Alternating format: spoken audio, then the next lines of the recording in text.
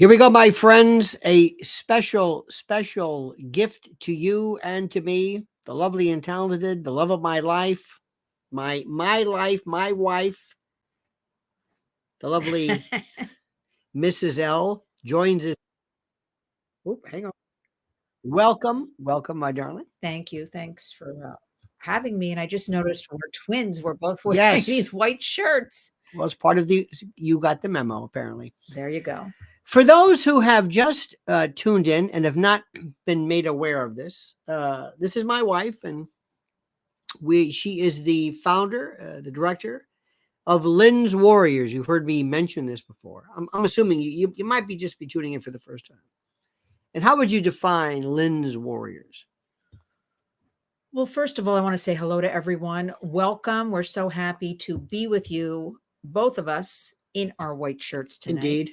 And Lynn's Warriors. Lynn's Warriors was born out of the necessity of waking up one day and realizing there is a war on for our children, and that I am going to do, along with building the warriors, everything in our power to protect kids, to educate parents and the communities, schools about what is going on, so you can take steps, you can take action in your own home to intervene, prevent.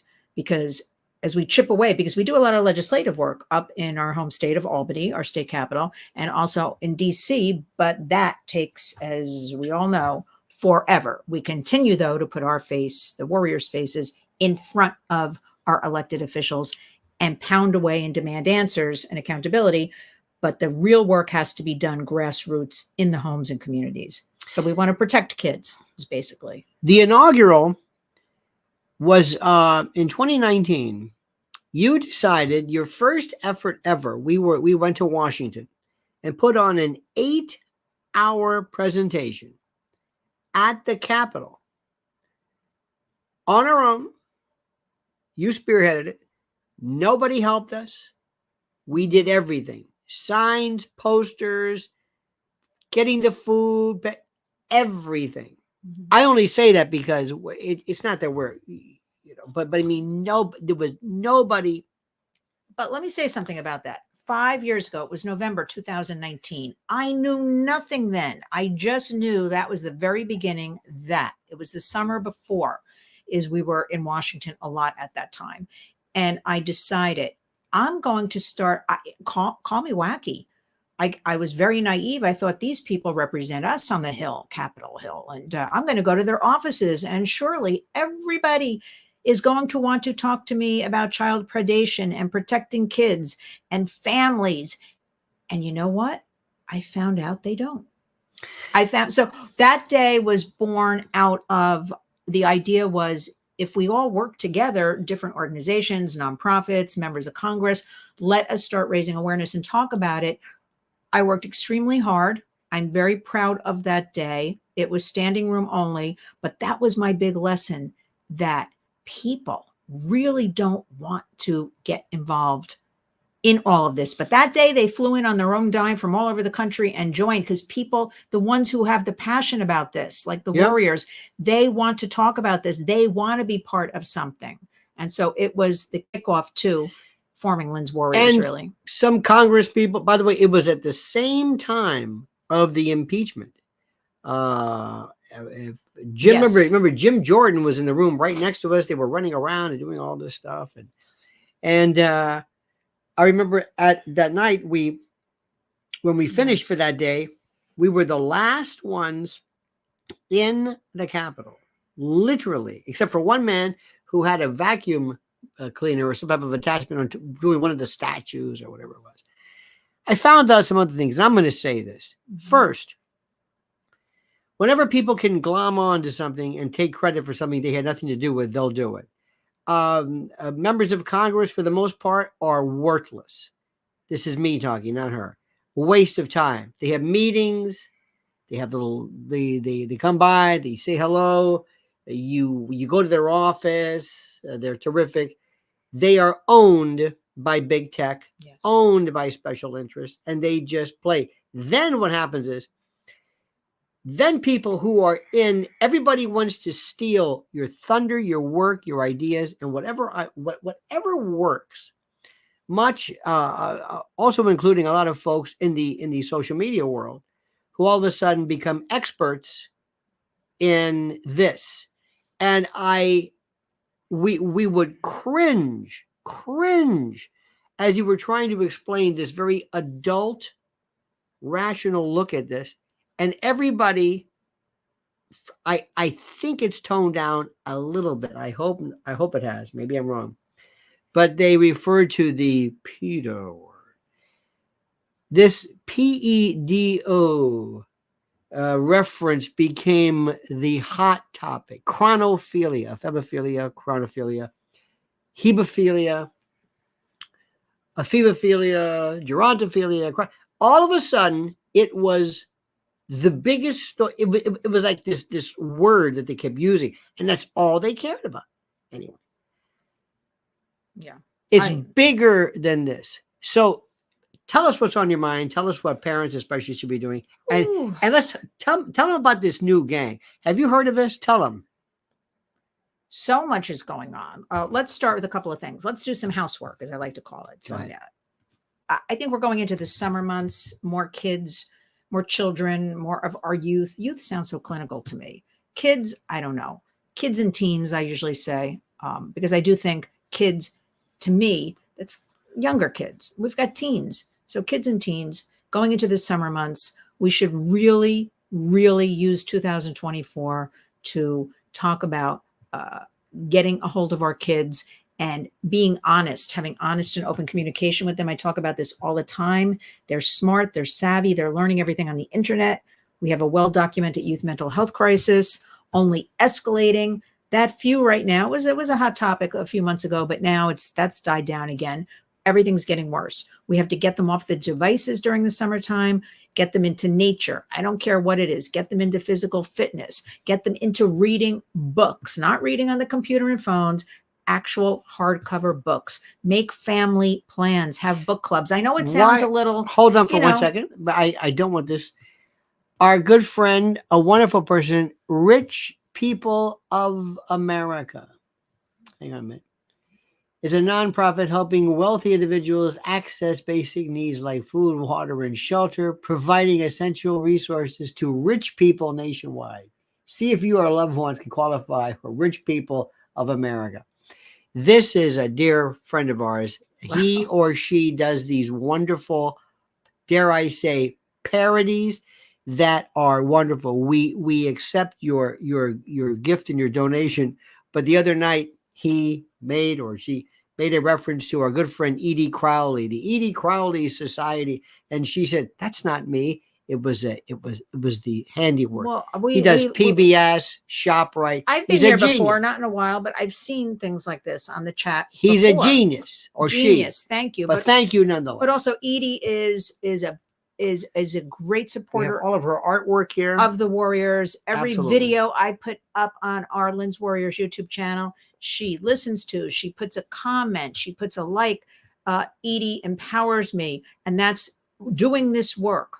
That is what is needed, because I have to tell you, I don't know how I'm able to separate it, the dark, the ugly. If people knew what I really did behind the scenes, they can't handle it. So getting this positive feedback from Edie and others really keeps me going and wants me to, it makes me fight harder. Can I mention this new group? How many? I'm sorry. No, go ahead and mention them, because it's something everybody needs to know about. How many of you have heard of Tren de Aragua? Well, break it down for everybody, because I don't even say it like Tren de Aragua. I just did a little video. Tren de Aragua. This is the Aragua, Venezuela train, the largest criminal organization in Venezuela with well over 5,000 members. What is train? First of all, where do we start with this group? I heard about this group with colleagues of mine that work on the border last year. And they said, Lynn, they're here. They're working in all 50 states. They are sex trafficking. They are the transnational criminal organization with all this retail theft we have going on.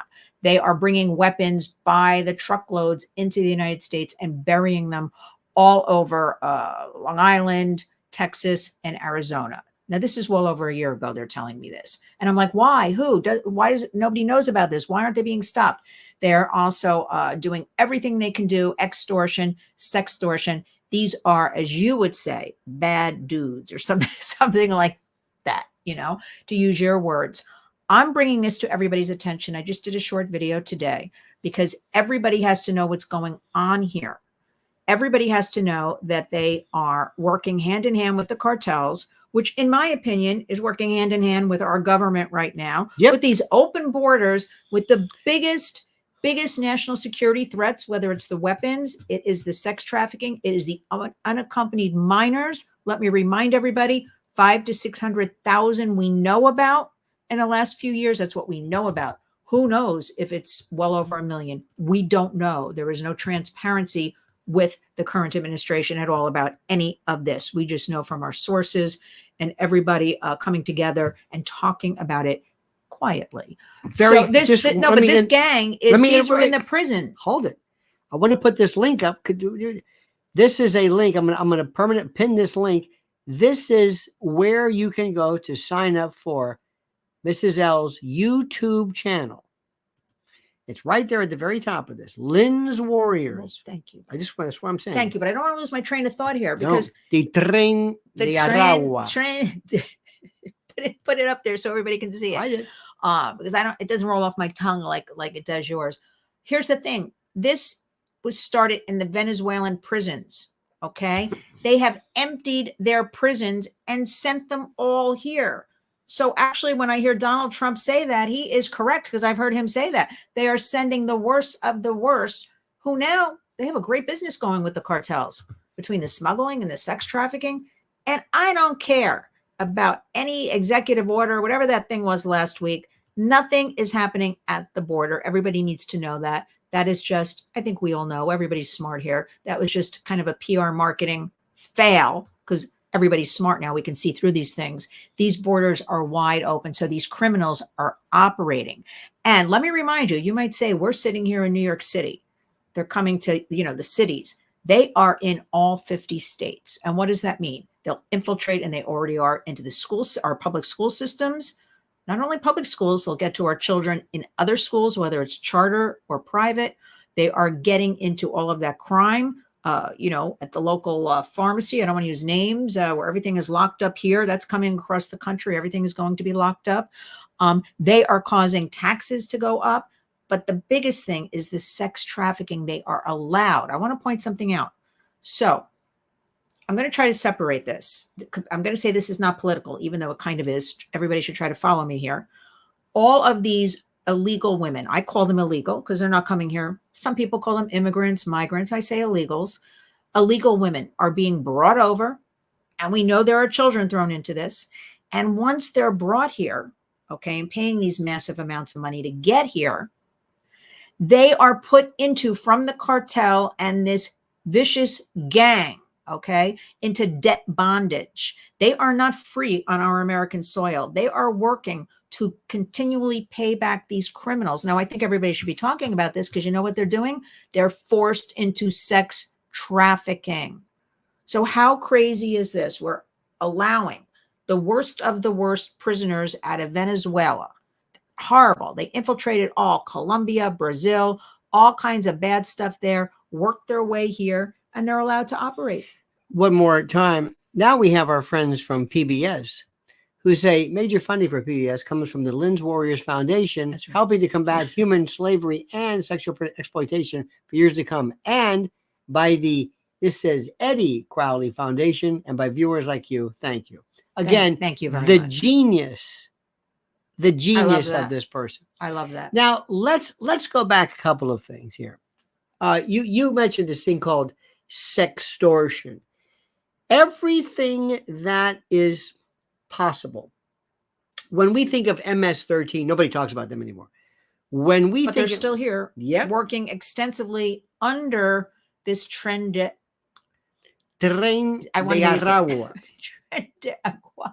Working under them, right. Now they're working hand in hand. So, and the MS-13 are the ones actually infiltrating into the middle and high schools to sex traffic and deal drugs to our kids. Forgive me, I don't want to jump the gun here, but we have a friend of ours who lives in Queens, College Park, part of Queens. College Point. College Point. And she gave you something, to call it prostitution misses the point. They hand out cards and they will bring prostitutes to you. They are everywhere. Well, you're not explaining it correctly. I'm not. Apparently not. They walk up every hour of the day and night. It's College Point, Queens. It is Roosevelt Avenue. It's definitely Flushing, East New York. Open prostitution, what is called the track. San Francisco calls it the Blade, where women and girls are just walking in front of schools in underwear, no underwear, day and night. This is happening all over New York, okay? The men, and this is the criminal element coming from the border. So let's get that straight. Yep. Even the Asian sex trade has been pushed out and has become these Venezuelan gangs forcing the women from these countries like Bolivia, Chile, Venezuela, whatever, into this sex trade.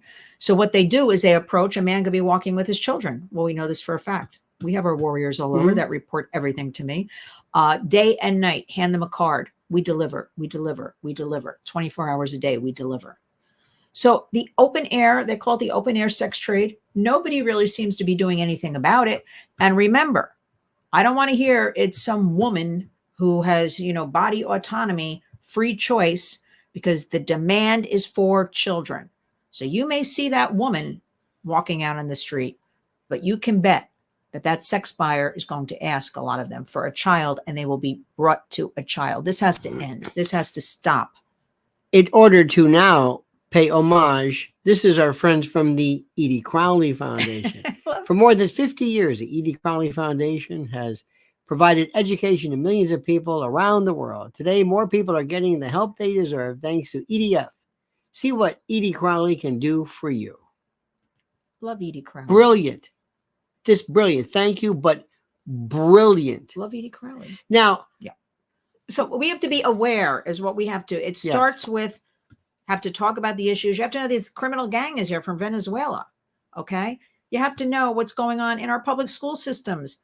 We've got MS-13 members able to infiltrate into the school systems. How is that even possible? I ask what if, remember people, and you've been through every iteration of this.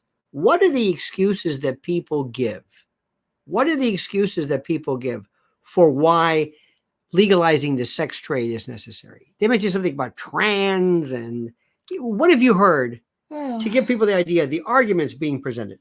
The argument holds no water. I mean, the argument is, let me just water it down so I don't bore people. The argument here in New York certainly is they're pushing forward with legalizing the sex trade because they want New York to be a leader state and the other states will follow behind. What does that mean?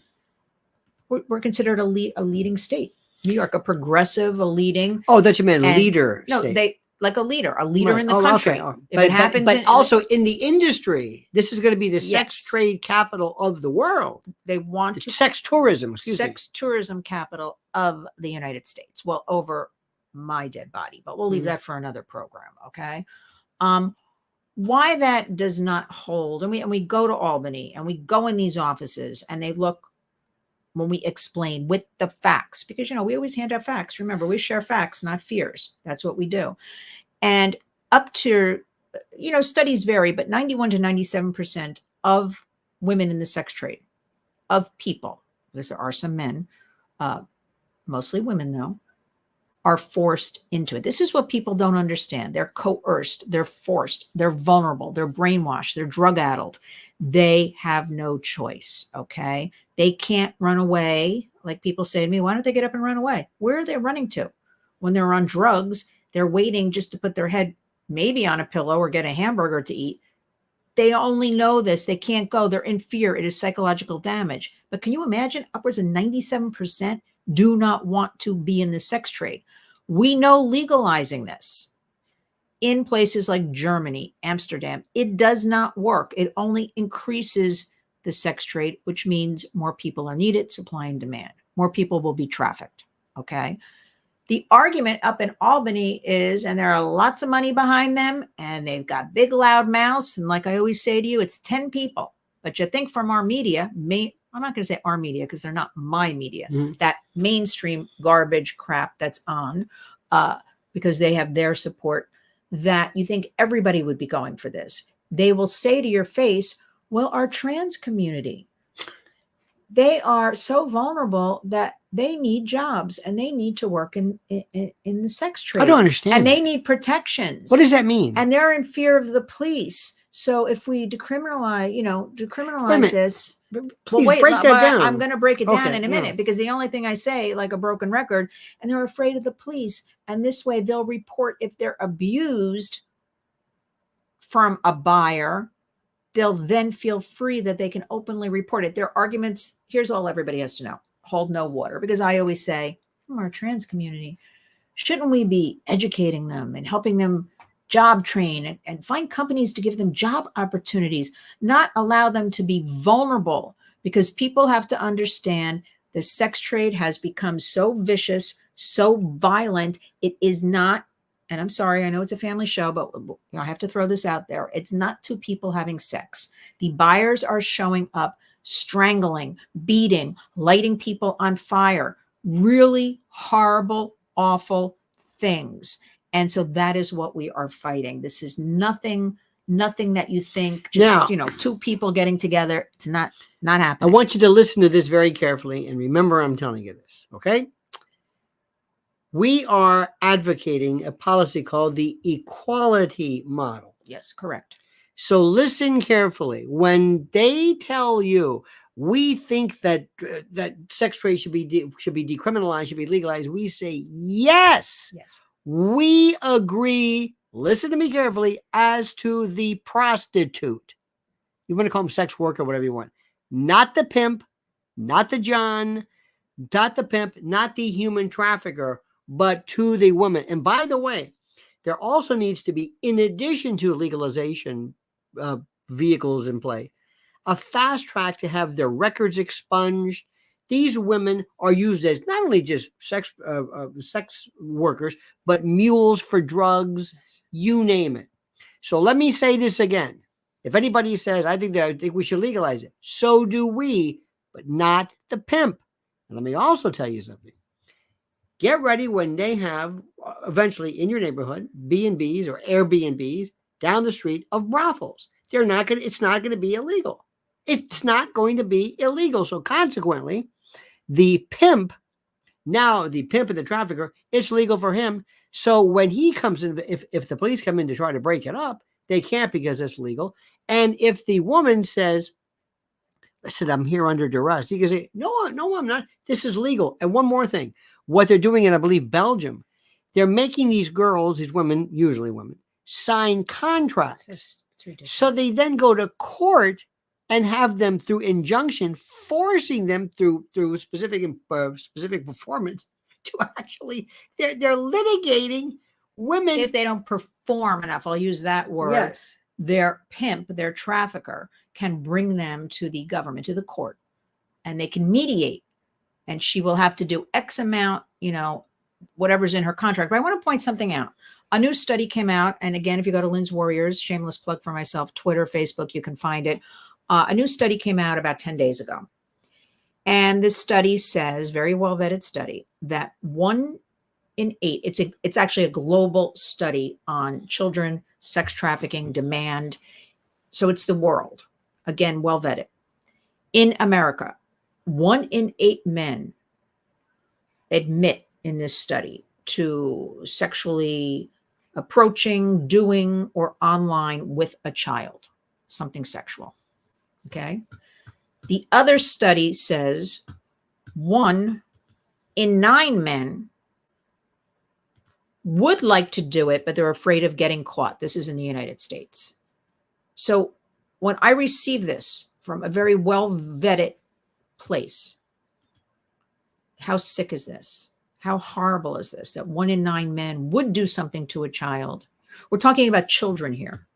I'm not talking about a 40-year-old woman who says she's going to go out and be a prostitute or call herself a sex worker, guess what? I'm not talking about her. I am talking about we're allowing our children to see all of this normalization that they would allow in Queens, women in G-strings and no pants on, walking in front of schools and things like that.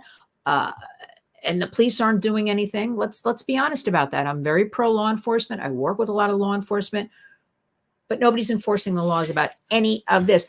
Remember, we're talking about kids here. Kids. Keep in mind. We also want to thank That's Worrisome. You Better Run for your kind. He's a great name. Thank you. Thank you so much for that. We seriously appreciate it immensely. No, but America has to wake up. The point, we haven't done this together in a while. I am so, the things are happening the way I'm seeing them unravel so fast, right in front of me with the work we do and the work we do behind the scenes.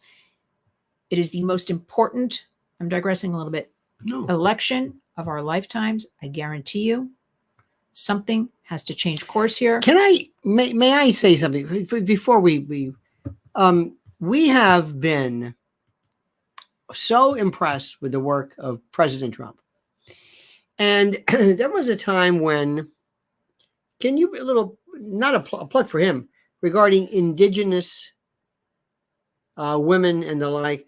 Do you mind telling the story about how we were in an event? Don't mention the name of it. I'm not. But just explain how people who the politics gets in the way of the. That's just it. See, I am able to separate the work being done by somebody. If it is good work, I'm an American. It's about America. Excuse me. Blumenthal, Lindsey Graham, Tish James, even Kathy Hochul actually did some very good things. And we are part of that, and we support that because it is about that issue and the children, and it's good legislation, good policy will help. Okay. So we have a lot of that. People can't seem to be the way I am. It's either one way or the other way. Whereas if we could come together on these issues, we could get a lot more done. So I was in the White House to witness the first time, and I will always talk about this because nobody else will, to witness Donald Trump giving indigenous people their first amounts of money to start. He brought in the chief of their law enforcement. Remember, they have their own law enforcement. That doesn't really work that well with our law enforcement. So we're trying to bring both law enforcement together. Right now, there are over 5,500 missing or murdered indigenous women and girls. Disproportionate. And I know it's come out a little bit more, and there are some groups, but nobody's talking about this at all. Donald Trump had them at the White House. He gave them money. So he said he's going to start funding resources, research. We're going to give you your help, your law enforcement. They couldn't have been happier. They had never been given anything before, monies, funds with any of this sex trafficking, murder, this, that. It was a very proud moment. I was very proud to be there. Fast forward to now, I get invited to something, and we had our sitting circle. Yeah. And I just brought this fact up that I personally witnessed this. And this was never done before. And what's happening now with the administration. And I don't know what you want me to say about this story, except I got attacked. No, you're missing the point. Well, they were missing the point. Well, the cojones she has. We're in this room with a bunch of lefties. No matter what you want to call it, they're fine. I understand, but they're really. I'm listening to stuff. It's like, oh please, well, you are a good warrior. You came with me, but I can handle it. I can debate anybody. I heard everything from trans this and two spirit. Okay, it's fine. okay. Whatever. It's okay. Whatever. We're about the job. We're getting the job done. But it was weird. But it was like super duper. Imagine it's like hippies of the 60s on steroids. It was a lot. And they do this. That's fine. This is the way they say after you're done. Instead of going like that, they go like that's okay. I feel like I'm in the cafe wallet. It's okay. Like a Thelonious Monk. It's concert. about getting the work done. I don't mind. So as they're going around, people are talking, and I do this. She says, by the way, I want to tell you something. that I was in the White House with Donald Trump, and you could have heard a pin drop. And so this Jadrul says, well, you know. No, she said, what is your name? Yeah, what is your name? She, Oh, yeah. she's She's running. Anyway, she said, what is your name? And she says, well, you know, I think he closed a school or something. And so And my what did I wife do? says, did you hear what I just said? I was in the White House. Bill Barr, the Attorney General, everybody was there. People from all over the country, people from tribes and to reservations. celebrate this wonderful To moment. celebrate what you should be thankful for. But because of this partisan. Well, what did I do? I said, stop. Yeah. I said, stop. I am here to share Yeah. with you what I witnessed firsthand and I know as fact. I am not here to discuss Can you that. believe that? And I kept cutting Stand her by off. for 1 second. We have one more. This is, you probably don't know this. The Nightingale Corporation. Discover excellence with Nightingale Corporation. We offer premier services and innovative solutions tailored to your needs. Elevate your business with us. A proud sponsor of Lynn's Warriors. Thank you. Thank you. Brilliant. I'm honored. Brilliant. I No, love but it. I mean, this is Yeah. everybody. Now, but let me go back and tell you again. It was horrible. Politically, Richard Blumenthal. This is the guy who said he was in Nam. Remember that? I was in Nam. He never stayed. He never was. He went to a Vietnam restaurant. Never was in. I mean, that makes me sick personally. Okay. But Lindsey Graham. I work with them. Were fantastic Yes. regarding this. So kudos to them. Same thing with Kathy Hochul, the governor of New York. Every now and then, Tish James, who wanted to bankrupt the president. So here's our thing. I don't care who you are. If you get things right, you get things right. Now, mention sextortion. What is that? We need to talk more and more about this directly with the kids, all children. I would say age appropriate, but as young as you know, there's parental autonomy. Remember, families today in America are made up of aunts, uncles, grandmas, grandpas. We have a lot of different dynamics, not just parents anymore. So the sextortion is the biggest crime going. Our FBI, and some might say they're useless, put out 3 warnings that fell on deaf ears that were just blasted all over this year. And it is happening. The servers are in Nigeria. This is their number 1 business now, the crime of sextortion. What is it? And they are sitting there and they are contacting our vulnerable kids online, pretending to be a peer. And because we give everything away today and our children have grown up in this internet bubble, this is where we have to come in and train them. This is an open door to the world, the internet. If you don't have some guardrails, if you don't talk to your kids, if they don't understand, these are not your friends. Everybody on this computer, everybody gaming with you. You have to know who you're dealing with. So our very vulnerable kids right away will, after even a couple of hours, start exchanging sexual dialogue, nude images online. And once they get that nude image of this child or teen, they say, okay, now send me another one. And if the child, and every child has said to me that I've talked to, I knew it was kind of wrong, but I did it anyway. That's where that young brain comes in and right. Impulsive and everybody's doing a thing, which is what we have to break them up and talk to them, make them warriors. And, okay, you're not going to send me another photo? I'm going to distribute this because you already told me where you live, your mother and father. You already told me about your sister. You already told me what school you go to, what baseball camp. I'm going to embarrass you. We're in New York City. I see people walking around practically naked every day. So what? You have a nude image of me? To empower these children to go to their trusted adult, their parent, whoever they're with, their grandparent. Yep. This creep did this. There's no embarrassment here. Remove all of that. This is the world we live in, okay? The kids can turn on the TV or their computer and see somebody nude. We have algorithms direct kids right into pornography. You have to be the one. What's happening is we have teenage boys especially, and this affects poor kids, rich kids, every kind of child. But they're also killing themselves. Yes. Killing themselves because they're too embarrassed to go and say, I did this. I sent a nude image, or I did this, or they're killing themselves to steal, they're stealing money to send. It might start with even $25. A boy killed himself over $5. He didn't have $5, so he killed himself. What does that say? Our vulnerable youth, mental illness, mental youth health crisis. We have to be able to get those kids to say, creeps, a lot of creeps on there. They're not your friends. You got to come to me, and teach them this. Nobody should be asking anybody for a nude image. And that being said, we can't stop, ban, or anything. We got to empower them. What about deep fakes now? This is one I am asking every day because I work with a lot of people in tech, really great experts. To be honest with you, as you always say, the law lags behind technology. We have not done since the birth of the internet, 96. The laws fighting now. It's a slippery slope here. How can you ban things or enforce things on the internet? And with the deep fakes, it is really the Wild West. How do you ban something that's fake? That's what I'm saying. There are no laws. And technology, the experts tell me, we just don't know. We just don't know, except we think it's going to be bad. Because, we hear these things, well, there's always good. Oh, bad always comes with the good.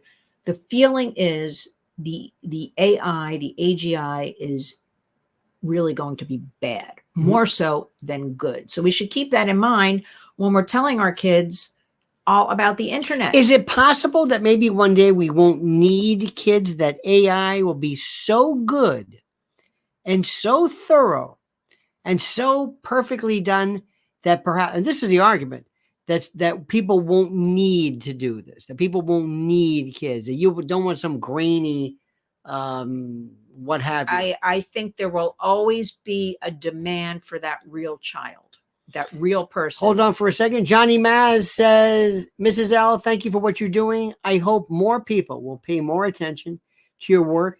You're a very lucky woman to be married to Mr. L, and Mr. L to be married to you. I thank you both. Oh, absolutely. We say that every single day to ourselves. We say, we are lucky we have each other. This is the thing this is the part that I don't understand. And you alluded to this at first. I thought this would be something that everybody, women and children first. There's always been this thing about kids, protecting kids. Sometimes we've always been too much protecting kids from lyrics, protecting kids from movies, protecting kids from language. It's like, wait a minute, let kids be kids. So I thought, okay, let's take that hypersensitivity that people have towards protecting kids and keeping them away from anything that's even remotely tantalizing. But it doesn't pass over. And I think one of the reasons why is because people do not want to know that it exists. We also have, we know somebody one time who, they were in the radio business, and we said, "Oh, we're doing such and such." He says, "Well, our daughter's in TikTok." I did a whole thing about TikTok. Watching your kids' dangerous and algorithms. They took offense to the fact that maybe, well, we know what's going on. No, you don't. You never do. And the thing is that that's just a part of it. But let's go back and look at. I don't know if you see this in your cities, but in New York, we have overnight a proliferation. Here we have more people on delivery trucks, delivery cars rather, e-bikes, scooters, Vespas, mopeds. We didn't have it a year ago like this. They're all working. They're all a lot of delivering. And it's so dangerous on the streets. But where are these people? Where are they from? Where are they going? Who are they? Where are the unaccompanied children that come with them? Well, I'm screaming about that one every single day. Where are the children? As a matter of fact, I'll be joining Nancy Grace tomorrow. We're going to be talking about, she's doing a very good job in showcasing constantly missing children. How can we have 2,300 children on an average in America missing every day? I mean, 20. It goes for kidnapping, it goes for runaways, it goes for familial situations, custodial parents, but it's 2,300. And basically, there's no follow-up. And with the border, my sources tell me there is no vetting and follow-up with these kids. Where are these kids going? Something I'm working on is we hear there are sort of these big warehouse buildings in the middle of nowhere across the country. warrants further investigation on my part. I'm just hearing about this. You can't get near them. They're in like in the middle of a desert and things like this. Barbed wire. And what's the secret? Why are we keeping children? If indeed this all is true, and again, I'll get back to you with my study on all of this. Why are we keeping children in these facilities? Why? This goes for Republicans and Democrats alike. Everybody likes cheap labor. We know loads of kids are working dangerous jobs in meatpacking, car plants, timber yards, all this kind of stuff in the Northwest, and probably in restaurants, in a lot of out of the way kind of places, in kitchens and things like that. We know cheap labor, and kids are getting hurt. Now, we had 14 states last year, not even a year ago, reverse their child labor laws. Remember all that? That came about in the 30s. Remember that whole thing with child labor laws to protect kids? States are now reversing, and it goes state by state. Younger and younger kids can work. They can work till in one state, 11 o'clock at night. Another state, these are bars. Supposed to be school nights. They can work in bars. And I said, what around people that get drunk, perhaps? And they're like, well, serving food and they're like serving food or putting the drink in front of somebody. And I'm like, well, no, wait a minute. What happens when people get drunk? And again, the demand is for children. And they're like, well, the adult bartender or someone will keep an eye on them. I'm like, what? So all of this is slipping through the cracks. The war for our children. There is a war on for our children, our grandchildren. It is escalating. It is getting worse. Nobody is doing anything. And that is why it has to be done by us. Let me ask everyone here a question. Very, very simple question. Yes or no? With a number 1 for yes, 2 for no. Let's assume hypothetically, I have a device. And it's like a geotag, like where's my phone, or one of those Apple Air things, or a Tiles. You slip into your luggage so you know where it is. Let's assume there's a way I can put this on your child. Nothing invasive, nothing subcutaneous. I don't know. They swallow it. Just for the sake of argument, it's unobtrusive, and it's not at one particular point that a bad guy can look for it and, God forbid, hack off an arm, because that's where you always keep the geotag. Would you tag your children so that you could always say, I know where they are, so they are kidnap proof? If you drank something, or there was some type of I don't know what, let's say some weird metallic solution, a nanoparticle, maybe a Bill Gates type of thing, maybe a vaccine, something that creates a permanent geo-tagged identifiable beacon by virtue of just, I don't even know the technology. Mm-hmm. Would you do it? In a heartbeat. A heartbeat. What if every kid you couldn't kidnap them? You couldn't. I know where they are, right here. And they used to do this. They did this for dogs. Remember they do it for dogs. Dogs, a lot of people. Yeah, a lot of people. They were going their dog. Is chipped. They were going to do it for older people, kind of walk off. We've got to, I don't understand with all of this. This is technology. This is and by the way, kids are going to hate this because you're going to say, I know where you are. There comes a point, a certain age, but a child, they'll never know it. Absolutely. Now, remember, I would have said like 2 years ago, no to that. And now with everything I work on, I witness and I hear about. Nick, our good friend, says, not under the skin, a watch or something. A watch? But they take a watch off and that's not the point. Yeah. We can track phones, but they take your phone. Right. There's somebody actually did write to me something. It was an interesting idea but again, the clothes can come off. If clothes could be built with trackers in them. Now we know that's a great idea, but it's not, what's the bottom line? Things cost money, right? Now here's one for you. Edie Crowley brings up one. Roblox for kids is scary. Found out my granddaughter on with 42 people. She only knew 2. What's Roblox? ROBLOX. What is that? Well, I know Edie watched my video on Roblox and Discord with Tim Nestor from the National Center on Sexual Exploitation in DC. We are warning everybody. Both of those apps, they are apps, okay? You might call them platforms. Discord is a messaging app. Roblox is something most kids use starting at like age 2 and 3. They're building games. It's community. They're playing with other people. And it's all in the sense of we're coming together, building together our own games and then playing them. The thing is, it's an open messaging app as well. So any strangers, and don't be fooled by there's age verification because kids check off boxes. I'm 18. Now here's what I have to say. The kids, how is a young child getting on there? Well, what is it? Roblox does it. They build games. They build games. It's almost like coding and game building, and then they play games with other kids. Well, that's the lure. It's the lure. But I'm saying there is no age verification. If young kids are getting on, so that argument we always hear from the platforms, look, there is no accountability from any of these platforms. They are created almost every single day to overwhelm everybody so you can't keep up with it.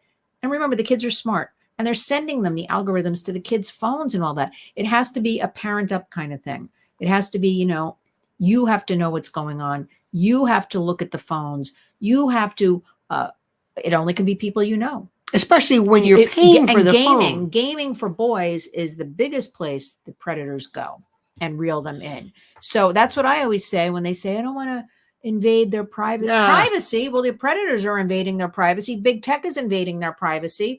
As a matter of fact, we had the HEAT initiative today. What is that? The HEAT initiative, I could not be in Cupertino, California today at the Apple headquarters. We are part of a group, and our group has been calling on Apple. 2021, Apple announced their iCloud. They would take away the ability for people to store child sexual abuse material, CSAM, on the iCloud. 2021, so we thought, great, this is good. Finally, a little something 3 years ago. Then they rolled it back and would not explain or take meetings with anybody and reversed this decision. They are allowing the predators, who remember are very smart and very patient, to store this child sexual abuse material on their iCloud. We are calling on them to stop this. Outright rape videos of children are on the platform. I think they could get rid of that. Their argument always is, we don't have enough manpower or woman power. We don't have the resources. They should get it because they're making billions and billions of dollars off of you and our children. Now, we've hit a nerve here. I have a hard time, I think, as you know as well, doing anything where you take a child and you affect them surgically through any kind of application. I have a hard time with kids getting their ears pierced and tattoos, because I'm surprised that's not done. But if there is a way, for example, where someone provides I have a genotype, I have a DNA sample that somehow emits a beacon. I want you not to be focused on the issue of chipping. I want you to ask yourself, if there was a technology that was available where you could just find your kid for whatever reason, you do a thumbprint and it finds your kid. I don't know how it emits something. You would do this because they're coming after kids. And by the way, it's not the person in the white bus or the white van, rather. It's the phone. And the thing about it was, it seemed so innocuous. And parents, if I bought a phone for my kid, I promise you, I'm going to say, I own this. You don't own this. I own it. I would also call Chris McKenna. I would go, what is it? Eyes. Protect Young Eyes. Protect Young Eyes. I would have a special, one of those Griffin routers. I would know. But you also, I know, you have to have education. You have to know what's going on. Right. But we have to include the kids with us and the teens. It's not us versus them. We have to make it, predator proof in our own homes. We have to talk about these issues openly. And that's what a lot of the adults do not want to do. And let's face it, a lot of the parents are not parenting up, as I say.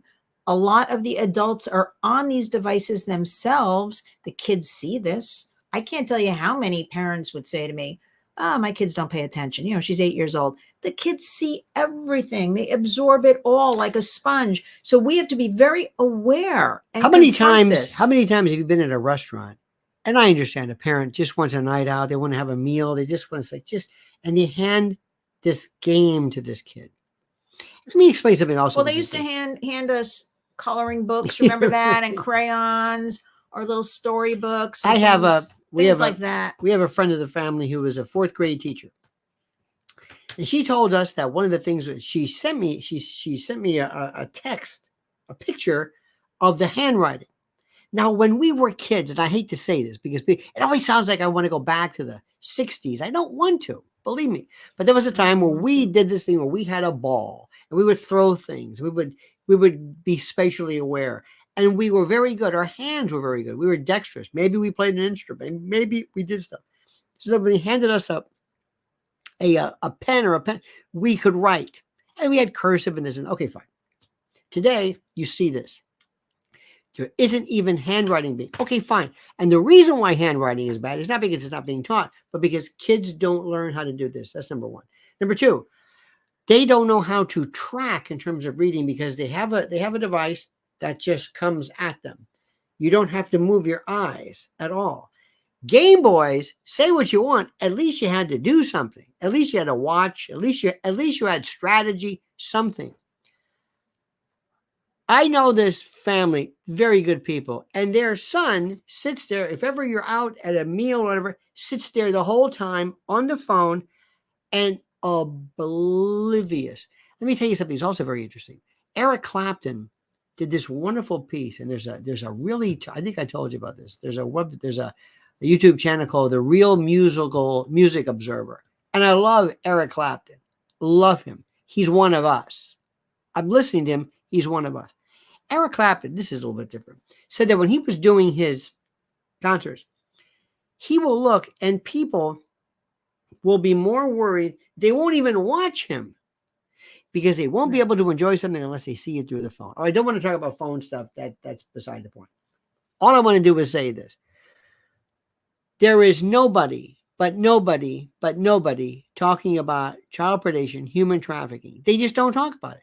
Remember the time we were in Washington? Remember at the W Hotel?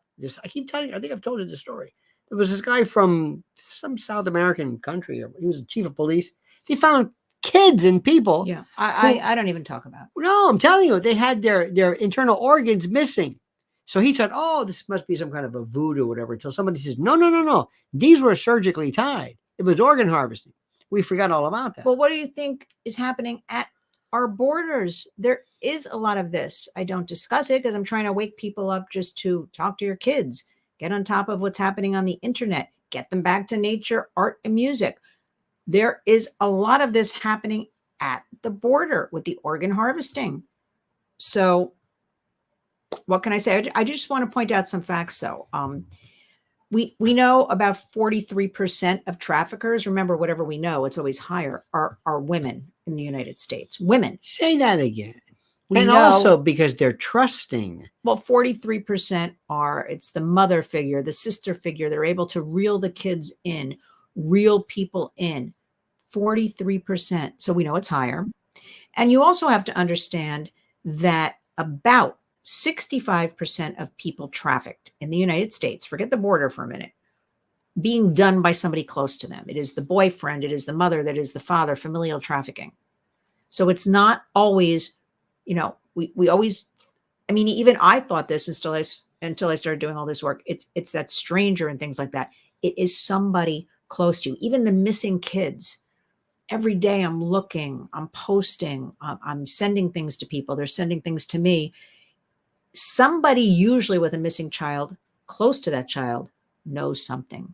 Kids just don't vanish into thin air. There is usually, not always, somebody knows something. It is somebody close to that child. So these are things we have to share, this kind of information. But getting back to about if there is technology to track children, I don't know how it will be implemented. It has been developed, I guess. I don't know. A chip, of course, it leaves me cold. I don't want to put a chip in a child, or however, with what is going on, we have to have some system of protecting and finding our children. Well, let me give you this scenario. I want you to jump at this scene. It's a parent at a cemetery, and there's a tombstone, and they say, well, I'm sure glad I didn't chip him. That's for sure. I'm sure glad, because, chips can be hacked, and, this. I'm sure glad we didn't. I look at things and believe me, the idea of chipping is not even here yet. But it's so funny how people will say, oh, no. You can hack the chip and say, we're talking about kids getting kidnapped. And immediately they will talk about the minutia, these fine little punctilious little points to be made about, well, it's not very safe. And, I don't know about this, but maybe they can be hacked. Okay. The point missed completely. But this reminds me of something I want to point out. More money in the United States is spent on, and I love our animals, cats, dogs, horses. No, I love our animals. I got no problem with them. More money is spent in the care, protection, the chipping, the everything for animals than is spent on our own American children. That is just the facts. People don't have, for the most part, chipping their dog. Oh, and one more thing. But listen to me very carefully. You know more about this than I do. Well, it depends. If you really want to get into some really deep, dark, dank, dingy dungeons of horror, look at the hip hop world. Look at the music industry. Look at how these girls and these folks these people, one of the reasons why do you think, and I'm not asking you to weigh in on this, but why do you think Diddy hasn't even been charged with anything? Why would they seize evidence from Diddy and he's not charged? How many people in the business from R. Kelly should have been like the tip-off? You know how many people are involved in running basically human trafficking because of this? You know how they would always make this, they would romanticize about the pimp. Wait till you get into that world. It's dark. And it's going on right now. But people just sort of, it doesn't grab their attention. It doesn't shock anyone. I don't know why. They just figure, well, that's that business and that's how these people are. And well, even that Nickelodeon 4-part, or maybe they made it 5 Quiet parts. on Set. There was a little buzz. There was a little bit, but it didn't go anywhere. It didn't. Where's the outrage? Where's calling out all the other people? Let me tell you how bad we are. And I know this is not an American issue. Kate Middleton is probably dead. Okay, for all we know, she's dead. She has not been seen. Not one. It is very bizarre. Person, and the entire country just forgot about it. If that is not an experiment, if that's not some type of conditioning, I don't know what. One more thing. This is off the top. This isn't your thing, but there's this fellow running for, I forget, governor or something, black gentleman, who actually suggested that maybe the whole story about Pearl Harbor, and there's a reason why I'm telling you this, that maybe we knew or the government was responsible for it or whatever it is. The Daily Mail, of course, and his others feigned this shock. And they love to say, oh, Lordy, oh, my God. He's actually another conspiracy theory. Listen to me. The world is a conspiracy. Criminal gangs, confederations, agreements, confederations and conspiracies, and groups of people working together to bring about illegal activities and means. If you don't think that the machine that went after Donald Trump is a conspiracy, I've got no help for you. I got no help for you. If you don't think that's a conspiracy, if you don't think Mershon and all of these people are part of it, and by the way, in the conspiracy, you don't have to necessarily know what everybody else is doing. And they love to trivialize this. You see, when we come along, and you in particular, we break people's sense of, I'll tell you, how many times, I ask a lot of questions. How many times have you had people say, oh, I don't want to hear this again. It's too heavy for me. Too heavy. When I am giving a speech about it, and they attend, they know what it's about, and then they tell me I make them sick. Right. And I don't even go, And do you're a lot not, of stuff. and you're not even, and you're holding back. Yes. And so. And you know who the most miserable people in the world are? The most absolutely, the most clueless are Republicans. The people who So love who disappointed they in- want to I'm sit so around and watch. disappointed. I want to watch Jesse Waters. I want to watch that guy Typhus or Typhoid or whoever these Okay. people are. No. This is as close. I want them to say, would you do me a favor? Would you wake up? Can we talk about serious stuff? Just serious, dirty, dark. My favorite is, what was this thing called? Crime Con? Crime Con last They weekend. don't want to talk about crime. They don't want to talk about crime. I'm changing the subject a little bit. We have a guy here named Huerman, the Gilgo Beach serial killer. Nobody wants to talk about that. Do you really want to talk about serial killing? No. He might have killed hundreds of women. We don't even know. They don't want to get icky. They want to do it in this kind of cutesy, kind of like little girl laughing, podcasting, true crime. People don't really want to get into it. They really don't want to talk. They don't want, whether the subject is the border or Israel or Russia or anything. They want to talk about it superficially. And the worst are the Republicans. I'm telling you. Democrats are gone. They're in a coma.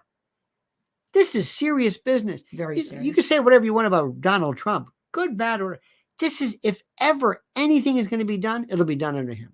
Simple. Yeah. I want to see him go into Brooklyn. I want to see him go into Pennsylvania, Philadelphia area. I want to see him go to Massachusetts. I want him to continue going. See where Fetterman and his wife got into an accident or something. No. I've been working all day. I'll look that up. But I want to see him continually go to those areas, because as I travel the country, more people are like us. That's all I know. Not even putting anything out there that I even think. People are about America for the most part. People are about this common sense, protecting families, prices, things like that. They're not going for all of this manufactured nonsense. So I am disappointed, because the border, I've always said, should be the number one issue on the candidates' platforms. And Donald Trump is talking about it. The other ones, I don't know what they do, but this is what we should be talking about, because the open borders lead to so much national security threat, the fentanyl pouring over. By the way, New York City, we're having a Times Square takeover on August 21st. I know it's a little bit far away.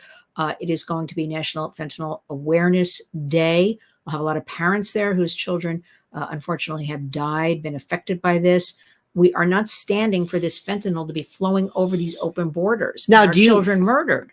So there's a lot with that border. It's not just open borders, all of the issues. Every now and then you'll meet an idiot who says, well, if it wasn't for the demand for fentanyl, by the way, as we say correctly, you wouldn't have this. Remember they worried about opioids for a while, then they forgot about that one. Cops were touching things and items and dying by virtue of the contamination of it. You can excuse it all you want. There was never a time in this country when it was even subject to debate. Even during Obama, I talked a little bit about dreamers, but not like this. Something happened. Joe Biden has been AWOL since the beginning. They own him. China owns him because, by the way, you'll never know what's on that laptop for Hunter Biden. You will never know. They will never. Imagine what they've got. They've got him. They own him. And for 4 years now, he has done absolutely nothing. He has been an auto pen. Some of the most ridiculous. Remember all of that? The White House, that crazy guy with the long fingernails. I mean, it was, what happened to us? We lost our mind. But remember what, I can't even say his name, when that man went in the White House the first day, what did he do? And every mainstream media covered it. He took his pile for show of those executive orders and undid the border things. I think it was 22 that first day, or some number, 28 something. He undid everything that was working. That should tell you then and there where we were going with all of this. Sam Brinton. Is that there was one that stole luggage and had the nerve even to post pictures of the woman's dress. Like, you think if you're going to steal it, you wouldn't post pictures of yourself in the stolen dress. Look at this. But look at the military. Hang on a minute. Look at this. This is so sad. Kimberly writes, I've lost my daughter to fentanyl in February, Oh no. and I'm now raising her 3 children at 64 years old. Sorry, This Kimberly. is something that this isn't. It is poison. It is one pill kills. Yeah. One pill kills. That is the hashtag. Our kids don't know it. Our people don't know it when they're buying drugs online or getting it from a stranger. Most of it these days is cut with the cheap fentanyl coming out of China, coming through our open borders. This has to be shut down. And this is also used to Poisoning. Exactly. Poisoning of America right under our noses. It must be shut down, and people should be taking to the streets. And this is what we need to be talking about in this leading up to the, when is this election? It's very close by. What is it, 5 months away? It is exactly 148 well, days. not enough people are out there advocating, talking about it. But you know what? If you do nothing, exactly, you talk to your family members. That is a warrior's take action. Well, that's your homework. Let us thank our dear friends. Let us thank Edie Crowley, Johnny Maz, Nick Nightingale Corporation, That's Worrisome, You Better Run, the Edie Crowley Foundation, PBS, and Rich People of America. Thank you. That was so good. That is brilliant. So anyway, any final words, dear heart? How about a big hand for her? Isn't she great? Well, isn't she great? Thank you. I haven't graced the portals, as you would say, Indeed. of your platform in a while. We're busy warriors around here. I want to thank all of you out there who have offered to volunteer, who have donated, who retweet me, share on Facebook, who are listening. I am urging all of you. This is a national crisis. And please sign up. There's the link. Just click this link. You Yes. go right to the subscription. We want to build numbers. We want to get this information out there. Our goal is, if we affect or change one thing a day, Indeed. or one person, that is what we aim for at the Warriors. So I want to thank all of you for helping me, helping us. We have a lot of great new initiatives coming up. We have an art therapy studio here in New York. So I'll be posting a lot more about that. And you have your show coming up in October. So we'll be talking about that. A lot of things happening. We have our Warriors Youth Council. We will be officially launching in the coming weeks, getting that ready to go. Lots of good stuff. So we invite all of you to please follow along. And we thank you. Thank you For sharing with us. And thank you, kids. All righty. We'll see you tomorrow, 8 a.m. Thank you so much for being with us. Remember, talk to your kids. Talk to them. Make them abuse-proof. Inoculate them with the truth. In any event, we'll see you tomorrow at 8 a.m. But don't forget, until then, as we always say, the monkey's dead. The show's over. Sue ya. Ta-ta.